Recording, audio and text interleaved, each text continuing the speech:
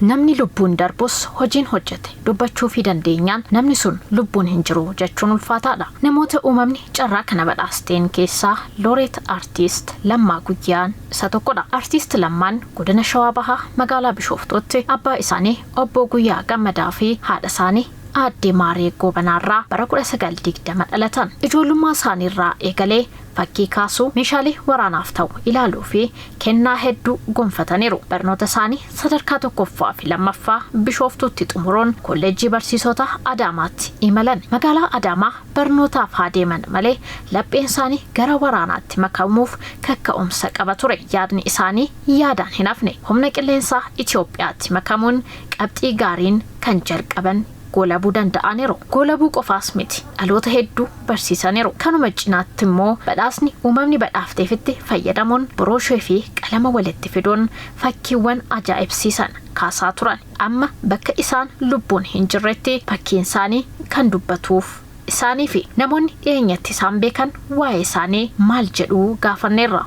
Si'ilii wayii hojjetee raawwatee ayyeraliinoo jaanoo yeroo san Bishooftuu hin dhufanii Bishooftuu isaan dhufnaan wayii hojjetee fakkii wayii hojjetee karaa gubbaa ijjannaan jaanoo achiinoo dabranii maal barbaadaa jedhanii gaafatan.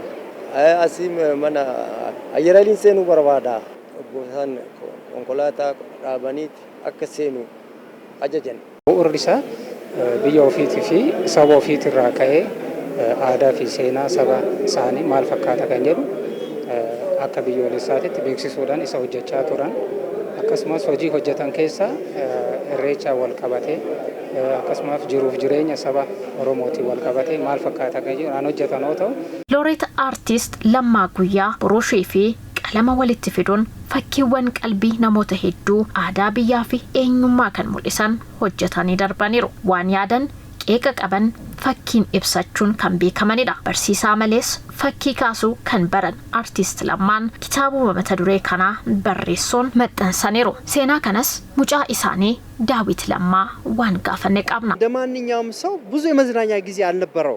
akka namoota biroo yeroo bashannanu hin qabu ture. Fakkii kan kaasu gogaa irratti ture. Namni ayyaanaaf yeroo re'ee qalatu isa manatti argattu turte. Gogaa barbaacha ganda keessa deema. Dandeettii isaanii kana isaan qofa waliin biyyoo jalatti akka hin hafneef ijoollee isaanii dabalatee dargaggoota hedduu barsiisaniiru. Dargaggoonni isaan jalaa baratan eessa gahan? Isaan hoggaan argu fakkii isaanii miidiyaa irratti hoggaan isaan ilaalu gogaa irratti hojjetu isaan addadha kan isaanii. Hoggaan isa ilaalu anis bakka fakkii kaasuun qabaadha. Eenyurraa gadidha jedheen itti seenee waaqayyos kinoo amma na gargaare kinoo amma fakkii sinan kaasaa ogummaa gaariin qaba jechuudha. Biiroon aadaa fi aartii magaalaa Finfinnee hojii aartii Artiist Lammaa Guyyaa keessatti Itoophiyaa ilaallaa mata duree jedhuun ogeeyyii aartii waliin mari'ateera. Maricha irratti kan argaman itti aantuun biiroo aadaa fi aartii magaalaa Finfinnee Aadde Lubaabaa hojii aartiitiin Itoophiyaa caalaatti beeksisuu ni dandeenya jedhani. በኪነ ጥበብ ውጤት ስራዎች ላይ bu'aa hojii ogummaa aartiitiin ergaawwan hedduu dabarsuun ni danda'ama. Aartiin kun immoo guddachuu qaba. Akka magaalaa Finfinneettis bu'a qabeessummaa aartii hubachuun hojiiwwan ogummaa aartii guddisan irratti xiyyeeffannoon hojjetamaa jira. Ogeeyyiin aartii marii kanarratti hirmaatanis yaada kennaniin hojiin Artiist Lammaa Guyyaa yoomiyyuu hin dagatamuu jedhanii hojiin isaanii akka hin dagatamneef qooda keenya ni ba'annaa jedhaniiru.